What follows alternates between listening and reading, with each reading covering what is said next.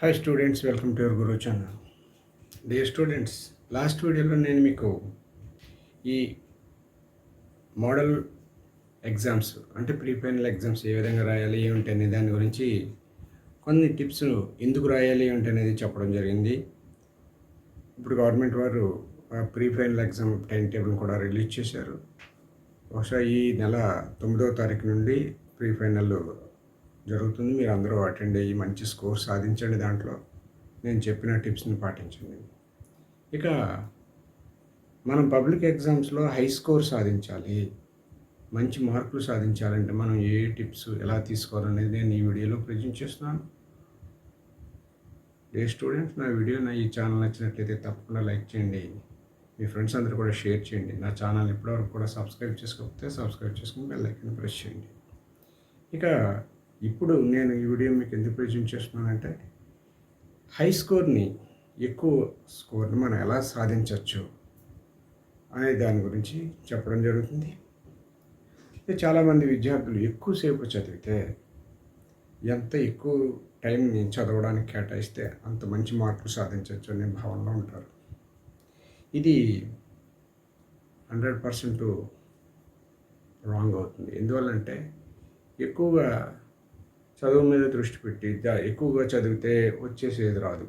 అయితే మనం ప్రజెంటేషన్ ముఖ్యం. మన ఎగ్జామినేషన్ హాల్లో మనం ఏ విధంగా ప్రజెంట్ చేస్తున్నాం, మన క్వశ్చన్కి ఆన్సర్ ఏ విధంగా ఇవ్వడం జరుగుతుంది, కరెక్ట్ వేలో ఇస్తున్నామా లేదా అనేది చూసుకోవాలి. ఇక చాలామంది విద్యార్థులు చదవడం ప్రారంభించి ఎక్కువ సమయం చదవడంలో కేటాయిస్తూ రాత్రులు కూడా ఎక్కువసేపు మెలకువ ఉంటారు. దీనివల్ల ఆరోగ్యం పాడవుతుంది. కాబట్టి మీరందరూ దృష్టిలో పెట్టుకోవాల్సింది ఏంటంటే, ఇక్కడ చదివే మొత్తం కాకుండా క్వాలిటీ ఆఫ్ ఎంతవరకు మీకు గుర్తున్నది ఏమిటి అనేది మీరు అవగాహన చేసుకోండి. ఇక ముఖ్యమైన విషయం వస్తే, చాలా ఈజీగా తేలిగ్గా నాకు ఆల్రెడీ వచ్చేసిన క్వశ్చన్స్ అని లేదా జవాబులు మళ్ళీ నేను రివిజన్ చేయక్కర్లేదని చాలా నిర్లక్ష్యంగా ఉంటారు. దానివల్ల ఏమవుతుందంటే, ఈ అవసరమైనప్పుడు అవి గుర్తుకు రావు, రీకాల్ రానప్పుడు మనం ఎంత బాగా ఎన్ని గంటలు చదువుకున్నా అది తిరిగి జ్ఞప్తికి రానప్పుడు మనం పడ్డ శ్రమ అంతా కూడా వృధా అవుతుంది. కాబట్టి తేలికగా ఉన్నాయి, ఆల్రెడీ నాకు వచ్చేసి ఇవి మళ్ళీ చూడక్కర్లేదని ఏమాత్రం నిర్లక్ష్యం చేయకుండా దాన్ని మరలా ఒక్కోసారి మీరు రివిజన్ చేసుకుని ఎంతవరకు గుర్తున్నాయి అనేది రివిజన్ చేసుకుని చూసుకోండి. మీరు ఎక్కువ సమయం అంటే రోజులో 3-4 గంటలకు మించి మీరు చదివినట్టయితే మీ ఆరోగ్యం కూడా దెబ్బతింటుంది. తీరా పరీక్షల సమయంలో మీరు ప్రజెంట్ చేయవలసిన సమయంలో ఆ విషయాన్ని మీరు అక్కడ ఉంచలేరు. కాబట్టి మన ఆరోగ్యం కూడా చాలా జాగ్రత్తగా చూసుకోవాల్సి ఉంది. అదేవిధంగా నేను ముందు చెప్పినట్టుగా తేలికగా వచ్చేసినాయి కదా అని చూసుకోవడం, అది మళ్ళీ ఒకసారి రిపీట్ చేసుకోవడం కూడా మర్చిపోవద్దు. ఇక తర్వాత ఏమిటంటే, మనం చదివేటప్పుడు తప్పనిసరిగా మీరు ఏం చదువుతున్నారు, టెక్స్ట్ బుక్స్ అయితే టెక్స్ట్ బుక్, నోట్స్ అయితే నోట్స్, ఏది చదువుతున్నారు దాంట్లో మరి ముఖ్యంగా ముఖ్యమైన విషయాల్ని తప్పనిసరిగా మీరు అండర్లైన్ చేసుకోవాలి. అండర్లైన్ చేసుకున్నట్టు అదేమవుతుందంటే, మనం రివిజన్ చేసుకునేటప్పుడు చాలా ఈజీగా మన దృష్టి దాని మీదకి వెళ్తుంది. వెంటనే నేర్చుకునే విషయాన్ని వెంటనే రీకాల్ చేసుకోగలిగే శక్తి మనకు వస్తుంది. కాబట్టి తప్పనిసరిగా అండర్లైన్ చేసుకోవాలి. అదేవిధంగా ఏమైనా రాసుకోవాల్సినప్పుడు ముఖ్యమైన పాయింట్లని చిన్న చిన్న స్లిప్స్ మీద రాసుకుని మీరు హ్యాంగ్ చేసుకున్నట్టయితే, ప్రతిరోజు దాన్ని చూస్తున్నట్టయితే మీకు ఆ విషయాలు ఎప్పుడు కూడా గుర్తుంటాయి. చూడండి, మన క్లాస్ రూమ్లో చార్ట్స్ ఎలా అయితే హ్యాంగ్ చేస్తుంటారో అలాగే ముఖ్యమైన విషయాల్ని మీరు స్టిక్కీ నోట్స్ మీద రాసుకుని మీరు హ్యాంగ్ చేసినట్టయితే, స్టిక్ చేసుకున్నట్టయితే, మీ రూమ్లో మీరు చదువుకునే ఏరియాలో చేసుకున్నట్టయితే దాన్ని మీరు ప్రతి టైము చూస్తున్నప్పుడు ఎక్కువగా మీరు చదువుతుంటారు, ఆ విషయం మరలా మర్చిపోతుంటారు, మరలా గుర్తురాదు. కాబట్టి ఆ విషయాన్ని ఎటువంటి విషయాలు, అటువంటి టిపికల్గా ఉండే టాపిక్స్ని కానీ, సూత్రాలను కానీ, సెంటెన్స్ని కానీ లేదా ఈక్వేషన్స్ని కానీ మీరు ఒక స్టిక్కీ నోట్ మీద రాసుకుని మీకు ఎప్పుడూ కనిపించే విధంగా దాన్ని స్టిక్ చేసుకోండి. దాన్ని ఎప్పుడూ మీరు చూస్తున్నప్పుడు మీకు బాగా గుర్తుండడం జరుగుతుంది. ఇక లాంగ్వేజెస్ కూడా చాలా ముఖ్యం. చాలామంది స్టూడెంట్స్ అదేవిధంగా పేరెంట్స్ కాన్సన్ట్రేషన్ దేని మీద చేయమంటారని సైన్స్, ఇంగ్లీషు, మ్యాథమెటిక్స్ వీటి మీద కాన్సన్ట్రేషన్ చేయమంటారు. సబ్జెక్ట్స్ మీద కాన్సన్ట్రేషన్ చేయమంటారు. లాంగ్వేజెస్ని నెగ్లెక్ట్ చేస్తారు. తెలుగు, హిందీ, ఈ అదేవిధంగా ఈజీగా ఉండే సబ్జెక్ట్స్ని కొన్నిటిని బయాలజికల్ సైన్స్ లేదా సోషల్ స్టడీస్ని కొద్దిగా నెగ్లెక్ట్ చేస్తుంటారు. మరి ముఖ్యంగా ఎక్కువగా నెగ్లెక్ట్ చేసేది ఏంటంటే హిందీ, తెలుగుని నెగ్లెక్ట్ చేస్తారు. ఎందుకంటే చాలా ఈజీగా మన మాతృభాష కదా, మనం రాసేసుకోవచ్చు, హిందీ ఏది రాసినా పర్వాలేదని ఒక భావనలో ఉంటారు. దాని మీద ఎక్కువ దృష్టి పెట్టరు. మీరు హై స్కోర్ సంపాదించేది చాలా ఈజీగా వచ్చే ఏంటంటే ఈ లాంగ్వేజెస్ ద్వారానే మీకు మార్కులు ఎక్కువగా వస్తాయి. దానివల్ల మీ స్కోర్ కూడా పెరుగుతుంది. కాబట్టి ఎట్టి పరిస్థితుల్లోనూ లాంగ్వేజ్లు చదవడంలో కూడా మీరు వెనుకబడి ఉండద్దు.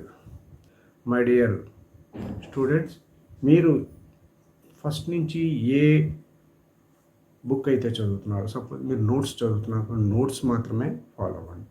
అదేవిధంగా ఏదైనా ఒక గైడ్ చదువుతున్నారు, ఆ గైడ్ని మాత్రం ఫాలో అవ్వండి. లేదు టెక్స్ట్ బుక్ చదువుతున్నారు, టెక్స్ట్ బుక్ ఫాలో అవ్వండి. మీరు ఓన్గా నోట్స్ ప్రిపేర్ చేసుకుని చదువుతున్నారు, దాన్నే ఫాలో అవ్వండి. మధ్యలో ఇప్పుడు వచ్చి కొత్తగా ఈ వెర్షన్ ఏదో కొత్తగా బుక్ ఒకటి వచ్చింది, ఈ బుక్ చదువుకున్నట్టయితే మార్క్స్ బాగా స్కోర్ చేయొచ్చు అని మీ ఫ్రెండ్స్ కానీ లేదంటే మీ పెద్దవాళ్ళు కానీ ఎవరైనా తీసుకొచ్చి ఇస్తుంటారు. అప్పుడు ఏమవుతుందంటే అప్పటి వరకు చదివిన మ్యాటర్ ఒకలా ఉంటుంది. మీరు కొత్తగా వచ్చిన బుక్ మరొక రకంగా అందులో సెంటెన్స్ ఫ్రేమ్స్ ఉండొచ్చు. అందువల్ల మీరు ఎట్టి పరిస్థితుల్లోనూ మీరు చదివే పుస్తకాన్ని ఏ మెటీరియల్ అయితే చదువుతున్నారో ఆ మెటీరియల్ మార్చకుండా క్షుణ్ణంగా దాన్నే ఫాలో అవుతూ చదివినట్టయితే మీరు పరీక్షల్లో రాసేటప్పుడు చక్కగా గుర్తొస్తుంది. పరీక్షలో రాసేటప్పుడు మనం చదువుకున్న పుస్తకం యొక్క ఇమేజ్ మన బ్రెయిన్లోంచి పేజీలు టర్న్ అవుతూ ఉంటుంటాయి.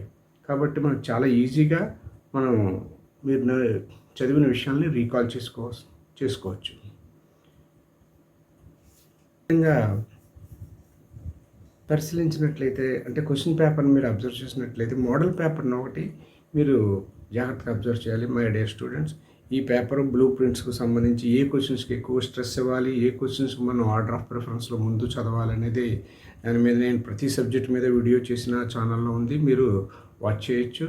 అంటే ధ్వని ముఖ్యంగా మనం చాప్టర్స్లో ఏ వెయిటేజ్ ప్రకారం ఏ క్వశ్చన్స్కి ఎక్కువ మార్కులు వస్తున్నాయి, ఏ క్వశ్చన్స్ ఏ వెయిటేజ్లో ఎక్కువగా మార్కుల్ని మనం ఈజీగా గెయిన్ చేయొచ్చు అనే విషయాన్ని మీరు తెలుసుకోవాలి. కాబట్టి క్వశ్చన్ వెయిటేజ్ బట్టి, చాప్టర్స్ వెయిటేజ్ బట్టి మీకు క్వశ్చన్ పేపర్స్లో అది బ్లూ ప్రింట్ బట్టి తయారు చేస్తారు. యావరేజ్, బిలో యావరేజ్, అబవ్ యావరేజ్లో ఈ తయారు చేస్తారు. అదేవిధంగా మల్టిపుల్ చాయిస్ కాదు, 1 మార్క్ క్వశ్చన్స్ ఉంటాయి. ఇప్పుడు 1 mark questions, short questions, short answers, very short answers, SA questions, ఇవన్నీ 4 మార్క్స్ క్వశ్చన్స్ ఇవన్నీ ఉంటాయి. కాబట్టి ఏ క్వశ్చన్స్ మనం దృష్టి పెడితే ఎక్కువ మార్కులు మనం సాధించవచ్చు అనేది ఒక ఆర్డర్ ఆఫ్ ప్రిఫరెన్స్ వేసుకుని దాని ప్రకారం మీరు వెళ్ళాలి. ఇది చేయాలంటే ముందుగా ఆ సబ్జెక్ట్ మీద ఏ క్వశ్చన్స్లో ఏ క్రైటీరియాలో ఎక్కువ వస్తున్నాయి అనేది బ్లూ ప్రింట్ మీరు తెలుసుకుని ఉండాలి.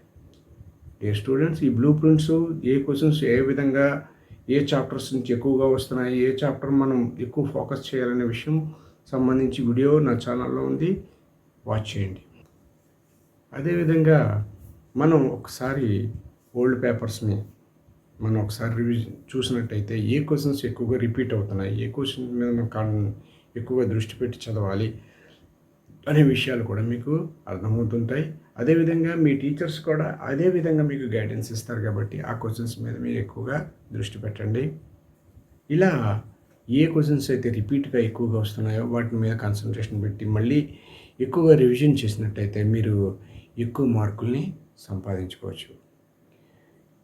డియర్ స్టూడెంట్స్, ఈ విధంగా నేను చెప్పిన చిన్న చిన్న టిప్స్ కింద మీకు కనిపిస్తాయి, కానీ ఇవి చాలా చాలా ముఖ్యమైనవి.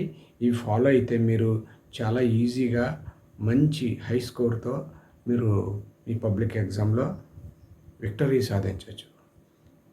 కాబట్టి my dear teacher, my dear students, ఈ ఛానల్లో నా వీడియో నచ్చినట్లయితే తప్పకుండా లైక్ చేయండి. నా ఛానల్ ఇప్పటివరకు కూడా సబ్స్క్రైబ్ చేసుకోకపోతే సబ్స్క్రైబ్ చేసుకుని బెల్ ఐకాన్ని ప్రెస్ చేయండి. నెక్స్ట్ వీడియోలో నెక్స్ట్ అప్డేట్తో మరలా కలుద్దాం. అయితే నెక్స్ట్ వీడియోలో హై స్కోర్ 10/10 ఏ విధంగా సాధించాలి, ఏ విధమైన టిప్స్ తీసుకోవాలి, అదేవిధంగా మనం లాంగ్వేజెస్లో ఏ చాప్టర్స్ని ఏ విధంగా మనం చదవాలి అనే విషయాన్ని నేను నెక్స్ట్ వీడియోలో ప్రజెంట్ చేస్తున్నాను. Please watch my channel. Thank you.